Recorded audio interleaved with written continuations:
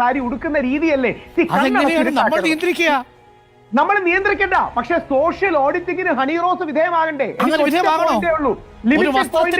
ഒരു വ്യക്തി സോഷ്യൽ ഓഡിറ്റിന് വിധേയമാകണോ? അങ്ങനെ സോഷ്യൽ ഓഡിറ്റിങ്ങിന് എന്തെങ്കിലും അവകാശം നമുക്കുണ്ടോ? അഡ്വക്കേറ്റ് രാഹുൽ ഈശ്വർ, ബോച്ചയെ സോഷ്യൽ ഓഡിറ്റ് ചെയ്യാൻ നമുക്ക് അവകാശമില്ലേ? അപ്പൊ ഹണി റോസിന് അവകാശമില്ലേ? അതെങ്ങനെയാണ് വസ്ത്രം നമുക്ക് സോഷ്യൽ ഓഡിറ്റിന് വിധേയമാക്കാൻ പറ്റുക? അവർക്ക് താല്പര്യമുള്ള വസ്ത്രം ധരിക്കുന്നു, അതിൽ ഇറുകിയ വസ്ത്രം ഉണ്ടാവാം, അയഞ്ഞ വസ്ത്രം ഉണ്ടാവാം, അതൊക്കെ അവരുടെ ചോയ്സ് അല്ലേ? സാർ, ആ അമിത എക്സ്പോസർ സമൂഹത്തിലേക്ക് വരുമ്പോൾ അത് നെഗറ്റീവ് ഇമ്പാക്ട് ഉണ്ടാക്കില്ലേ? അത് ആർക്കാണ് നെഗറ്റീവ് ഇമ്പാക്ട് ഉണ്ടാക്കുക? സമൂഹത്തിന് ഉണ്ടാക്കില്ലേ? സെക്ഷുവലി കളേർഡ് റിമാർക്സ് മോശമല്ലേ? സെക്ഷുവലി കളേർഡ് റിമാർക്സ് നടത്തുന്നതല്ലേ ബോച്ചെ? അതല്ലേ ഈ നെഗറ്റീവ് ഇമ്പാക്ട് ഉണ്ടാക്കുക? അപ്പൊ സെക്ഷുവലി കളേർഡ് ഡ്രസ്സിംഗ് മോശമല്ലേ? ഈ സെക്ഷുവലി കളേർഡ് ഡ്രസ് എന്ന് താങ്കൾ ഉദ്ദേശിച്ചത് എന്താണെന്നാണ് എനിക്ക് മനസ്സിലാവാത്തത്. ഒരു അതിക്രമം റിപ്പോർട്ട് ചെയ്യുന്ന സമയത്ത് നീ മോശക്കാരിയല്ലേടി, നീ ഈ വസ്ത്രം ധരിക്കുന്ന ആളല്ലേടി എന്നുള്ള ആ ഒരു പറച്ചില് വളരെ താളത്തില് ഈ പറയുന്ന ആളുകളെ പറ്റിക്കാനുള്ള ഉദ്ദേശത്തോടെ പറഞ്ഞ് അവതരിപ്പിക്കുന്നു എന്നുള്ളത് മാത്രമേ രാഹുൽ ഈശ്വർ ചെയ്യുന്നുള്ളൂ. സ്ഥിരമായിട്ട് ഈ നാടിന് ശാപമായിട്ടുള്ള ഒരു വലിയ വൈകൃത കൂട്ടം ചോദിക്കുന്ന അതേ ചോദ്യങ്ങൾ തന്നെയാണ് രാഹുൽ ഈശ്വർ ചോദിക്കുന്നത്. അല്ലെങ്കിൽ ഒരു അതിക്രമം റിപ്പോർട്ട് ചെയ്യപ്പെട്ട് ഒരുത്തനെ പോലീസ് അറസ്റ്റ് ചെയ്തുകൊണ്ട് പോകുന്ന സമയത്ത് ആ ഒരു സ്ത്രീയുടെ വസ്ത്രധാരണത്തെ കുറിച്ചിട്ട് കമന്റുകൾ പറയാനായിട്ട്, അവരെ സഭ്യത പഠിപ്പിക്കാനായിട്ട് ഇയാൾക്ക് തോന്നും. എല്ലാ പ്രിയപ്പെട്ട പ്രേക്ഷകർക്ക് നമസ്കാരം. ഒരു വാർത്താ വിശകലന വീഡിയോ ആണ്. ചില വാർത്തകൾ, ചില സംഭവങ്ങൾ, അതുമായി ബന്ധപ്പെട്ട് വീഡിയോസ് ചെയ്തു തുടങ്ങിക്കഴിഞ്ഞാൽ അതൊരു സീരീസ് പോലെ മുന്നോട്ടേക്ക് പോവാറുണ്ട്. പലപ്പോഴും ഇത്തരത്തിലുള്ള വീഡിയോ ചെയ്യുന്നത് ആ ഒരു വീഡിയോയിൽ ഞാൻ വിമർശിക്കുന്ന ആൾ തിരുത്തണമെന്നുള്ള ഉദ്ദേശം വെച്ചിട്ടൊന്നുമല്ല. അല്ല എന്നുണ്ടെങ്കിൽ കുറെ ആളുകൾക്കുള്ള ഒരു മറുപടി എന്നുള്ള രീതിയിലും അല്ല. ഇങ്ങനെയും ചിന്തിക്കുന്ന ഒരു വലിയ സമൂഹം ഇവിടെ ഉണ്ട് എന്ന് കാണിച്ചു കൊടുക്കാൻ വേണ്ടി മാത്രം ഉദ്ദേശിച്ചിട്ടാണ് പല വീഡിയോസും ചെയ്യുന്നത്. ബോബി ചെമ്മണ്ണൂരിന്റെ അറസ്റ്റിന് കാരണമായിട്ടുള്ള കേസ്, അവിടെ വിക്ടിമാക്കപ്പെട്ട ആൾക്ക് എതിരെ ഉണ്ടാവുന്ന സൈബർ അധിക്ഷേപങ്ങൾ, സദാചാരം പഠിപ്പിക്കലുകൾ, സോഷ്യൽ ഓഡിറ്റിന് വിധേയമാക്കണമെന്നുള്ള മുറവിളികൾ, രാഹുൽ ഈശ്വറിനെ പോലുള്ള ആളുകളുടെ വളരെ അസ്വാഭാവികമായിട്ടുള്ള സസ്പീഷ്യസ് ആയിട്ടുള്ള കടന്നുവരവ്, പലപ്പോഴും ഇരകൾക്ക് വേണ്ടി എന്നുള്ള രീതിയിൽ പതിവായി കാര്യങ്ങൾ അവതരിപ്പിച്ച് ഒരു സമയമാകുമ്പോഴത്തേന് കാശുള്ള വേട്ടക്കാരനൊപ്പം നിന്നിട്ട് കഥകൾ മെനയുന്ന ഒരാളാണ്, സ്ട്രാറ്റജിക്കൽ പ്ലാൻ ചെയ്യുന്ന ഒരാളാണ് രാഹുൽ ഈശ്വർ എന്നുള്ളത് നിസ്സംശയം പറയാം. ആർക്കെങ്കിലും എന്തെങ്കിലും ഒരു ആക്രമണം ഉണ്ടാവുകയാണ്, സ്ത്രീകൾക്കെതിരെ ഒരു അതിക്രമം നടക്കുകയാണ്, ഒരു കേസ് ഫയൽ ചെയ്യപ്പെടുകയാണ് എന്നുണ്ടെങ്കിൽ അവിടേക്ക് ഓടിയെടുക്കുന്ന ഒരു കൂട്ടം ആളുകളുണ്ട്. അവരുടെ ഉദ്ദേശം എന്ന് പറയുന്നത് അവിടെ ആരാണോ ആക്രമിച്ചത് അവരെ ന്യായീകരിക്കുക എന്നുള്ളതാണ്. അവരെ ന്യായീകരിക്കുക എന്നുള്ള ഒരു കാര്യത്തെക്കാളും കൂടുതലായിട്ട് അവർ ചെയ്യുന്നത് എന്തുകൊണ്ടാണ് ഈ ഒരു സ്ത്രീക്ക് ആക്രമണം ഉണ്ടായത് എന്നുള്ളതിന്റെ കാരണം നിരത്തുകയാണ്. ആ ഒരു കാരണത്തിൽ എപ്പോഴും അവർ എടുത്തു പറയുന്ന ഒരു സംഗതിയായിരിക്കും വസ്ത്രധാരണം, അല്ലെങ്കിൽ ആ ഒരു സ്ത്രീയുടെ പെരുമാറ്റം, അല്ലെങ്കിൽ ആ ഒരു സ്ത്രീയുടെ ഇൻസ്റ്റഗ്രാം സോഷ്യൽ മീഡിയ പ്രൊഫൈലുകൾ, അല്ലെങ്കിൽ അവരെ കുറിച്ചിട്ട് മറ്റുള്ള ആളുകൾ പറഞ്ഞ കാര്യങ്ങൾ. അപ്പോൾ ഇത്തരത്തിലുള്ള കാര്യങ്ങൾ കൊണ്ടാണ് ഈ ഒരു സ്ത്രീ ആക്രമിക്കപ്പെട്ടത് എന്ന ഒരു ചിന്ത, ഒരു ബോധം ആളുകളിലേക്ക് ഇട്ടുകൊടുക്കുകയാണ്. ഇപ്പോൾ ബോബി ചെമ്മണ്ണൂർ എന്ന് പറയുന്ന ആൾക്കെതിരെ ഫയൽ ചെയ്യപ്പെട്ട കേസിൽ, അദ്ദേഹത്തിന്റെ ശല്യം സഹിക്കവയ്യാതെ ഫയൽ ചെയ്യപ്പെട്ട കേസിൽ ഉള്ളത് ഒരു ലൈംഗിക അതിക്രമം തന്നെയാണ്. കോടതിക്ക് ഇപ്പോൾ ജാമ്യം കൊടുക്കേണ്ട എന്ന് തോന്നി. ഹൈക്കോടതിക്ക് ഇതിപ്പോൾ പരിഗണിക്കേണ്ട ആവശ്യമൊന്നുമില്ല, അത്യാവശ്യമായിട്ട് പുറത്തേക്ക് പോകേണ്ട ഒരുത്തനല്ല എന്നുള്ളത് മനസ്സിലായി. ഈ ഒരു കേസിന്റെ സീരിയസ്നെസ് നിയമത്തിന്റെ തലപ്പത്തുള്ള ആളുകൾക്കൊക്കെ മനസ്സിലായി. എന്നാലും രാഹുൽ അദ്ദേഹത്തിന്റെ നിലവാരം കുറഞ്ഞ അടിമ ഫാൻസിനെ പറഞ്ഞ് വിശ്വസിപ്പിക്കുകയാണ് ഈ ഒരു കേസ് എന്ന് പറയുന്നത് വസ്ത്രധാരണവുമായി ബന്ധപ്പെട്ട ഒരു കേസാണെന്നുള്ളത്. വെറുതെ ഇത്തിരിയെങ്കിലും നാണോ മാനോ ഉള്ള ഒരുത്തനാണ് എന്നുണ്ടെങ്കിൽ ഈ ഫറാ ഷിബിലയുടെ പേര് വീണ്ടും വീണ്ടും ഉപയോഗിക്കില്ല. ഈ കഴിഞ്ഞ ദിവസം ഈ ഫറാ ഷിബില തന്നെ രാഹുൽ ഈശ്വറിന് ഒരു ഓഡിയോ സന്ദേശം അയച്ച കാര്യം എന്നോട് പേഴ്സണലി പറയുകയുണ്ടായി. രാഹുൽ, ഞാൻ വസ്ത്രധാരണത്തെ കുറിച്ചിട്ടൊന്നും പറഞ്ഞിട്ടില്ല, നിങ്ങൾ അവിടെ എവിടെയും പോയി എൻ്റെ ഒരു സ്റ്റേറ്റ്മെന്റ് നിങ്ങളുടെ വ്യക്തിപരമായിട്ടുള്ള ലാഭത്തിന് വേണ്ടി ഉപയോഗിക്കരുത് എന്നുള്ളത് കൃത്യമായി പറഞ്ഞു. എന്നിട്ടും ഇന്നലെയും വളരെ കണ്ണിങ് ആയിട്ട് രാഹുൽ ഈശ്വർ ചാനൽ ചർച്ചകളിൽ പറയുകയാണ്, ഞാനൊന്നും അല്ല പറഞ്ഞത്, ഫറാ ഷിബില പറഞ്ഞ കാര്യമാണ് പറഞ്ഞത്, ഞാനൊന്നും അധിക്ഷേപകരമായിട്ട് പറഞ്ഞിട്ടില്ല. അപ്പോൾ ഫറാ ഷിബില പറഞ്ഞ കാര്യം അധിക്ഷേപകരമാണ് എന്നുള്ളത് ഇദ്ദേഹത്തിന് മനസ്സിലാവുകയും അത് പുറത്തെത്തിക്കാൻ വേണ്ടി, സേഫായിട്ട് പുറത്തെത്തിക്കാൻ വേണ്ടി, ആളുകളിലേക്ക് പ്രചരിപ്പിക്കാൻ വേണ്ടി അദ്ദേഹത്തിന്റെ നിലപാട് എന്നുള്ള രീതിയിൽ പറയാതെ ഈ ഫറ എന്ന് പറയുന്ന വ്യക്തി ഉപയോഗിച്ചിട്ട് പറയുകയും ചെയ്തു. എത്ര കണ്ണിങ് ആയിട്ടാണ് അയാൾ ചില ആളുകൾക്ക് വേണ്ടി പണിയെടുക്കുന്നത്. രാഹുൽ ഈശ്വറിനെ പോലുള്ള ആളുകളെയൊക്കെ താങ്ങി നടക്കുന്ന വെറും നിലവാരം കുറഞ്ഞ ആൻറ്റിമാരും, അവരെ കെട്ടേണ്ടി വന്ന വിധിക്കപ്പെട്ട അങ്കിളുമാരും, അവർക്ക് ഉണ്ടായിപ്പോയ കുട്ടികളുമൊക്കെ മനസ്സിലാക്കേണ്ട ഒരു സംഗതി എന്ന് പറയുന്നത് മിനിമം കോമൺ സെൻസോടെ ചില കാര്യങ്ങൾ ചിന്തിക്കണം. ഹണി റോസ് ഇന്ന് ഇന്നലെയൊന്നുമല്ല കേരളത്തിൽ ജീവിക്കാൻ വേണ്ടി തുടങ്ങിയത്, ഇന്നും ഇന്നലെയൊന്നുമല്ല അവർ ഉദ്ഘാടനത്തിൽ പോകാൻ വേണ്ടി തുടങ്ങിയത്. അതിന് മുന്നേയും അവർ പല രീതിയിൽ അവരുടെ വസ്ത്ര സ്വാതന്ത്ര്യം ഉപയോഗിച്ചിട്ടുണ്ട്. അവരുടെ വസ്ത്രത്തിൽ ഈ ആഴ്ചകളിലോ ഈ മാസത്തിലോ എന്തെങ്കിലും പ്രത്യേക മാറ്റം വന്നതായിട്ട് ആരും പറഞ്ഞ് ഞാൻ കേട്ടില്ല. പിന്നെ എന്തുകൊണ്ടാണ് ഒരു കാശുകാരനെതിരെ, ചില ആളുകളുടെ മുതലാളിക്കെതിരെ ഒരു ലൈംഗിക അതിക്രമ കേസ് വന്ന സമയത്ത് ഇവരുടെ വസ്ത്രം വലിയ പ്രശ്നമായിട്ട് മാറുന്നത്? അവിടെയാണ് നമ്മൾ ചോറ് കൊടുക്കുന്ന വീട്ടിലെ നന്ദിയുള്ള നായ്ക്കളെ തോപ്പിക്കുന്ന തരത്തിലേക്കുള്ള നന്ദി പ്രകാശനം കാണിക്കുന്ന ചില ആളുകളുടെ കടന്നുവരവ്. അവർ ഡൈവേർട്ട് ചെയ്യുകയാണ്, അവർ ഈ ഒരു അതിക്രമത്തെ ഡൈവേർട്ട് ചെയ്യുകയാണ്. ഇപ്പോൾ രാഹുൽ ഈശ്വർ എന്ന് പറയുന്ന ആൾ പറയുന്നത് ശരിയാണെന്ന് വിചാരിക്കുക, ഒരിക്കലും ശരിയാവത്തില്ല, ശരിയാവാനായിട്ടുള്ള ഒരു വഴിയില്ല. ഇപ്പോൾ ഒരാളുടെ വസ്ത്ര സ്വാതന്ത്ര്യത്തിൽ നമുക്ക് കമൻറ്റ് പറയാം, നമുക്ക് തീരുമാനിക്കാം എന്താണ് മൊറാലിറ്റി എന്നുള്ളതും എന്താണ് അയാൾ ധരിക്കാമെന്നുള്ളതും. ഇങ്ങനെ അയാൾ രാഹുൽ പറയുന്നത് പോലത്തെ ഉള്ളൊരു സ്വാതന്ത്ര്യം നമുക്കുണ്ട് എന്ന് വിചാരിക്കാം. ഒരാളൊരു അതിക്രമം നേരിട്ട് പരാതിപ്പെടുന്ന സമയത്താണോ ഈ അഭിപ്രായം പറയാനായിട്ട് തോന്നുന്നത്? അപ്പം അവിടെ ഉദ്ദേശിക്കുന്നത് എന്താണ്? അവിടെ വിക്ടിം ബ്ലെയിമിംഗ് ആണ്, ഷെയ്മിങ് ആണ്. ഒരു സ്ലട്ട് ഷെയ്മിങ്ങും ഒരു വിക്ടിം ബ്ലെയിമിങ്ങുമാണ് ഇതുപോലുള്ള പരാതികളുമായി വരുന്ന സ്ത്രീകൾക്കെതിരെ സാധാരണയായിട്ട് ഉണ്ടാവുന്നത്. ഒരു അതിക്രമം റിപ്പോർട്ട് ചെയ്യുന്ന സമയത്ത് നീ മോശക്കാരിയല്ലേടി, നീ ഈ വസ്ത്രം ധരിക്കുന്ന ആളല്ലേടി എന്നുള്ള ആ ഒരു പറച്ചില് വളരെ താളത്തില് ഈ പറയുന്ന ആളുകളെ പറ്റിക്കാനുള്ള ഉദ്ദേശത്തോടെ പറഞ്ഞ് അവതരിപ്പിക്കുന്നു എന്നുള്ളത് മാത്രമേ രാഹുൽ ഈശ്വർ ചെയ്യുന്നുള്ളൂ. സ്ഥിരമായിട്ട് ഈ നാടിന് ശാപമായിട്ടുള്ള ഒരു വലിയ വൈകൃത കൂട്ടം ചോദിക്കുന്ന അതേ ചോദ്യങ്ങൾ തന്നെയാണ് രാഹുൽ ഈശ്വർ ചോദിക്കുന്നത്. ഹണി റോസിനെതിരെ ഞാൻ ഒരു വാക്കോ ഒരു വരിയോ മോശമായി പറഞ്ഞു എന്ന് ആരെങ്കിലും ചൂണ്ടിക്കാട്ടാൽ എന്നെ വിചാരണ പോലും കൂടാതെ ജയിലിലിടണം എന്നാണ് എന്റെ അഭ്യർത്ഥന. അതായത് ഹണി റോസിനെ ഏതെങ്കിലും രീതിയിൽ ആഭാസം പറയുകയോ മോശം പറയുകയോ വ്യംഗ്യം പറയുകയോ ഞാൻ ചെയ്തു എന്ന് എവിടെയെങ്കിലും രഹസ്യമായിട്ടോ പരസ്യമായിട്ടോ കാണുകയാണെങ്കിൽ എന്നെ വിചാരണ കൂടാതെ ജയിലിലിടണം. ഹണി റോസിനെ വിമർശിച്ചുകൂടാന്നൊരു അഭിപ്രായം ആർക്കെങ്കിലും ഉണ്ടോ? ഹണി റോസ് മദർ തെരേസ ഒന്നുമല്ലല്ലോ. നമ്മളിവിടെ കൃത്യമായി മനസ്സിലാക്കേണ്ട ഒരു സംഗതിയുണ്ട്. ഒരു അതിക്രമത്തിനെതിരെ പരാതി കൊടുക്കുന്ന സമയത്ത് ഹണി റോസ് മദർ തെരേസയൊന്നും അല്ലല്ലോ. വസ്ത്രധാരണത്തിനെതിരെയുള്ള വിമർശനം എൻ്റെ റൈറ്റിൽ നിന്ന് ഞാൻ പറയുന്നുവെന്ന് ഒരുത്തൻ വന്ന് പറയുമ്പോൾ അതങ്ങോട്ട് അതേപടി വിഴുങ്ങാനായിട്ട് നിന്നു കൊടുക്കാൻ എല്ലാ ആളുകൾക്കും പറ്റത്തൊന്നുമില്ല. അത് ഏതെങ്കിലുമൊക്കെ ലാഭം ഇയാളെ കൊണ്ടുള്ള ആളുകളും ഇയാൾക്ക് ഏതെങ്കിലുമൊക്കെ ലാഭം ഉള്ള ആളുകൾക്ക് മാത്രം അതൊക്കെ പറ്റത്തുള്ളൂ. എത്രത്തോളം കിടന്ന് ന്യായീകരിച്ച് മെഴുകിയാലും തൻ്റെ വിമർശനത്തിൻ്റെ സന്ദർഭം ഇതായതുകൊണ്ട് തന്നെ ഒട്ടും വിശ്വസിക്കാനായിട്ട് പറ്റത്തില്ല. തൻ്റെ സ്ഥിരം പരിപാടി തന്നെയാണ് ഇവിടെയും താൻ ആവർത്തിച്ചുകൊണ്ടിരിക്കുന്നത്.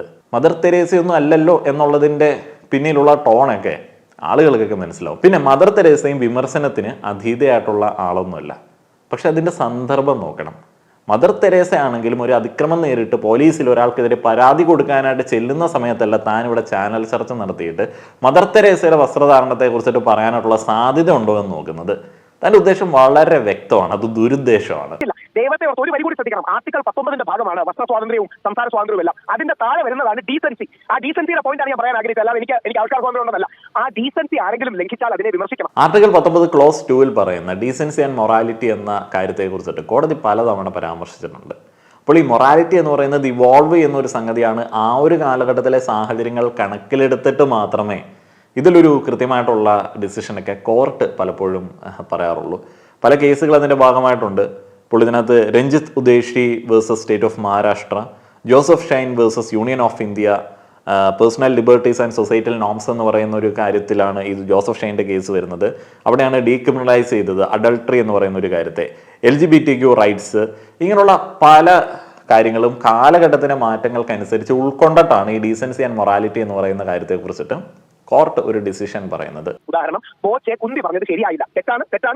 എന്നാൽ അതോടൊപ്പം ഹണി റോസിന്റെ വസ്ത്രധാരണവും ശ്രദ്ധിക്കേണ്ടതാണ്. ഹണി റോസിനെ മാത്രമൊന്നുമല്ല, അമല പോളിനെ വിമർശിച്ചിട്ടുണ്ട്. അമല പോൾ ഇതേപോലെ നെക്ലൈൻ വളരെ താഴ്ന്നൊരു ഡ്രസ് ഇട്ട് നമ്മുടെ എറണാകുളത്ത് കോളേജിൽ പോയി. അപ്പോൾ പൊതുവേദിയിൽ അങ്ങനെ പോകരുത് എന്ന് പറയുന്നത് എല്ലാവരുടെയും മനസ്സിലുള്ള കാര്യമല്ലേ. ഹണി റോസിന്റെ കേസിനെ സ്വാഗതം ചെയ്തു. ഞാനും അഡ്വക്കേറ്റ് ആണ്. ഞാൻ അഡ്വക്കേറ്റ് ആയതുകൊണ്ട് ഞാൻ തന്നെ ആ കേസ് നേരിടും. വേറെ അഡ്വക്കേറ്റിനെ വെക്കാൻ പരാമർശ സാറിനെ വെക്കാനുള്ള കാശ് എൻ്റെ ഇല്ല. അതുകൊണ്ട് ഞാൻ തന്നെ അതിനെ നേരിടും. പക്ഷേ ഇന്നേ വരെ ഏതെങ്കിലും ഒരു സ്ത്രീക്കെതിരെ, അതായത് ഹണി റോസിനെയോ അമല പോളിനെതിരെയോ ലൈംഗികോദ്ദീപകമായ സഭ്യമല്ലാത്ത ഒരു വാക്ക് ഞാൻ പറഞ്ഞിട്ടുണ്ടെങ്കിൽ എന്നെ വിചാരണ കൂടാതെ ശിക്ഷിക്കണം എന്നുള്ളതാണ് എന്റെ അഭ്യർത്ഥന. ഹണി റോസ് മാത്രമായിട്ട് ഇന്ന വസ്ത്രം ധരിക്കരുത് എന്ന് കോടതിക്ക് പറയാൻ പറ്റത്തില്ല. കാരണം ഇന്ത്യയിലെ എത്രയോ ആയിരക്കണക്കിന് ആളുകൾ ധരിക്കുന്ന വസ്ത്രമാണ് ഹണി റോസ് ധരിക്കുന്നത്. അത് രാഹുൽ ഈശ്വറിന് പറ്റില്ല. അതുകൊണ്ട് രാഹുൽ ഈശ്വറിന്റെ ഡീസൻസിക്ക് വിരുദ്ധമായിട്ടുള്ള സംഗതിയാണെന്ന് പറഞ്ഞ് കോർട്ടൊന്നും പറയത്തൊന്നുമില്ല. താൻ എവിടെ പോയാണ് നിയമം പഠിച്ചത്? തനിക്ക് ഇതിനെക്കുറിച്ചിട്ട് ഒരു പുണ്ണാക്കും അറിയത്തില്ല. താൻ ഈ ഒരു രീതിയിലേക്ക് കാര്യങ്ങൾ എത്തുമെന്ന് വിചാരിച്ചിട്ടുമില്ല. താൻ അവിടെ പോയി വായിച്ചാൽ ഒരു തേങ്ങ നടക്കാമുള്ള തന്നെ അപമാനിച്ച് വിടും, തന്നെ ശകാരിക്കും. താൻ കോടതി മുറിയിൽ ശകാരം കേൾക്കേണ്ടി വരും ഇമാതിരി വാദങ്ങളുമായിട്ട് അങ്ങോട്ടേക്ക് ചെന്ന് കഴിഞ്ഞാൽ. ഒരു മിനിമം കോമൺ സെൻസ് ഉള്ള ഒരു ഒരു ലോ പ്രാക്ടീഷണറോ അല്ലെങ്കിൽ ആസ്പിരൻറ്റോ അല്ലെങ്കിൽ ഒരു ജഡ്ജോ ഒന്നും തൻ്റെ വാദങ്ങൾ ഏഴേലത്തൂലും അടുപ്പിക്കത്തില്ല. അതേപോലെ തന്നെ ജുഡീഷ്യറി എപ്പോഴും ഇത്തരത്തിലുള്ള കാര്യങ്ങൾ അഡ്രസ്സ് ചെയ്യുന്ന സമയത്ത് എടുക്കുന്ന ഒരു സ്റ്റാൻഡ് ഉണ്ട്. അതിൻ്റെ ഒരു ഫൈനൽ സെന്റൻസ് എന്ന് പറഞ്ഞാൽ ഇങ്ങനെയാണ്: however the judiciary increasingly leans towards constitutional morality എന്ന് പറഞ്ഞാൽ ഭരണഘടനാപരമായിട്ടുള്ള മൊറാലിറ്റിയിലാണ് ജുഡീഷ്യറി ഇപ്പോഴും കൂടുതലായി റിലൈ ചെയ്യുന്നത്. Ensuring that outdated or oppressive societal norms do not override fundamental rights and democratic values എന്ന് പറഞ്ഞാൽ തൻ്റെ ഈ കാലഹരണപ്പെട്ട തുണിയുടെ അളവ് കേസ് ഇവിടെയുള്ള വളരെ നമ്മൾ പവിത്രമായിട്ട് വിചാരിക്കുന്ന ഉന്നതിയിൽ നമ്മൾ കണക്കാക്കുന്ന ഒരു നീതിന്യായ വ്യവസ്ഥ പരിഗണിക്കത്തില്ല. നമുക്ക് ഈ പ്രശ്നം സത്യത്തിൽ താങ്കൾ എടുക്കുന്ന ഈ പൊസിഷൻ ഹണി റോസിനെ ആക്രമിക്കാൻ ആളുകൾക്ക് കൂടുതൽ ഇന്ധനം നൽകുകയാണ് എന്നത് കാണണ്ടേ? അവരുടെ വസ്ത്രധാരണം നിയമപരമായി തെറ്റാണോ? നിയമപരമായി രാജ്യത്ത് തെറ്റല്ല, പക്ഷേ ഈ ബോബി ചെമ്മണൂർ ചെയ്തത് നിയമപരമായി തെറ്റാണ്. അപ്പോൾ താങ്കൾ അപ്പുറത്ത് പോയി ബോബി ചെമ്മണൂർ ചെയ്തതിന് ചില കാരണങ്ങൾ സ്വാഭാവികമായി ഉണ്ടായിരുന്നല്ലോ എന്ന ഒരു നരേറ്റീവ് ഉണ്ടാക്കുകയാണ്. അത് അവരെ ആത്യന്തികമായി ആക്രമിക്കാൻ പ്രേരിപ്പിക്കുന്ന ഒന്നാണ്. ഹണി റോസ് ചെയ്യുന്നത് ആർട്ടിക്കിൾ 19 ആവിഷ്കാര സ്വാതന്ത്ര്യത്തിന്റെ ഭാഗമായി റീസണബിൾ റെസ്ട്രിക്ഷൻസ്, ഡീസൻസിയുടെ ലംഘനമോ അല്ലെങ്കിൽ ഡീസൻസിയെ അടിസ്ഥാനപ്പെടുത്തി ചോദ്യം ചെയ്യാൻ കഴിയുന്ന കാര്യവുമാണ്. ഡീസൻസി ഇവിടെ എന്താണ്? അത് വിശദീകരിക്കപ്പെട്ടുള്ള ഒരു സംഗതിയല്ല. ആരുടെ ഡീസൻസി എന്ന പ്രശ്നമുണ്ടല്ലോ. ആരുടെ കാഴ്ചപ്പാടിലെ ഡീസൻസി?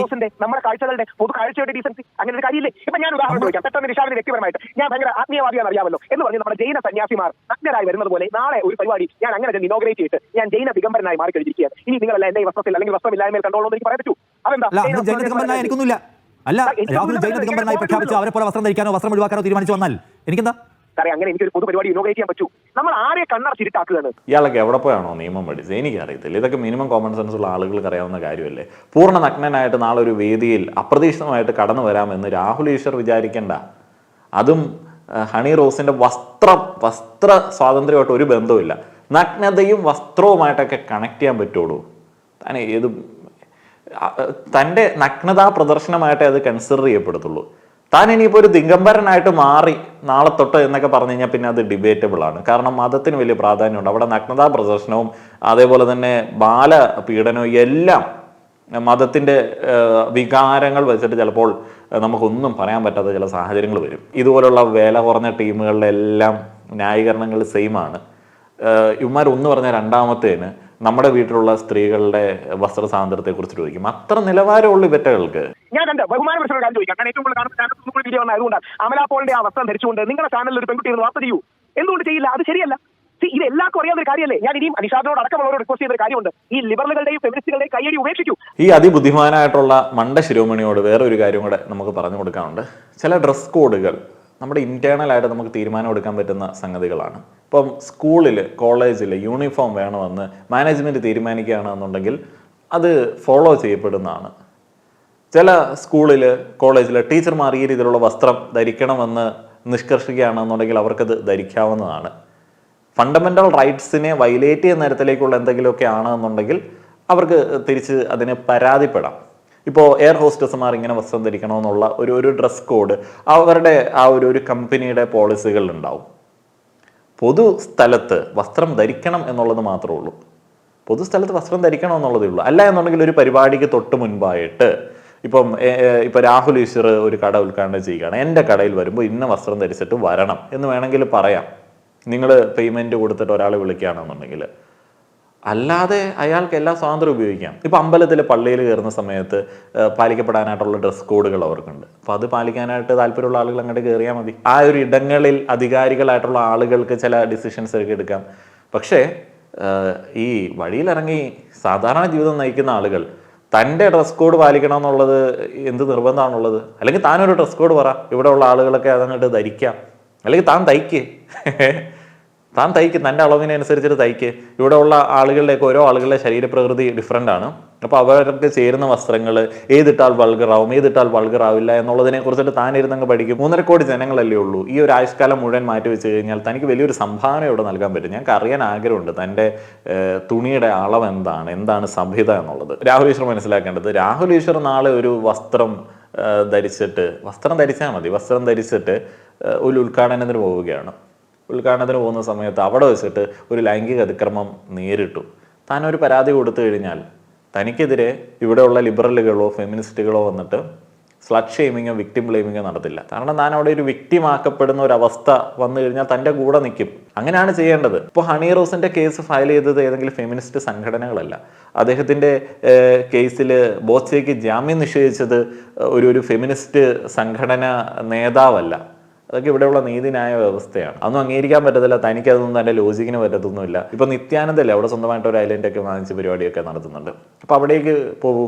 അപ്പോൾ അവിടെ തനിക്ക് വേണമെന്നുണ്ടെങ്കിൽ ഒരു ഭരണഘടന തന്നെ ഉണ്ടാക്കി പുള്ളിക്ക് സബ്മിറ്റ് ചെയ്യാനായിട്ട് പറ്റും. സാധ്യതകൾ ഉപയോഗിക്കാനായിട്ട് പറ്റും. തനിക്കൊക്കെ അവിടെയാണ് വലിയ സാധ്യത ഉള്ളത്. ഇവിടെ ഈ ഒരു കാലഘട്ടത്തിന് യോജിച്ച ഒരു വ്യക്തിയാണ് താനെന്നുള്ളത് എനിക്ക് തോന്നുന്നില്ല. ഇവിടെയുള്ള പ്രേക്ഷകരിൽ ഒരു മജോറിറ്റിക്കും തോന്നാനായിട്ടുള്ള ഒരു സാധ്യതയില്ല. നന്ദി.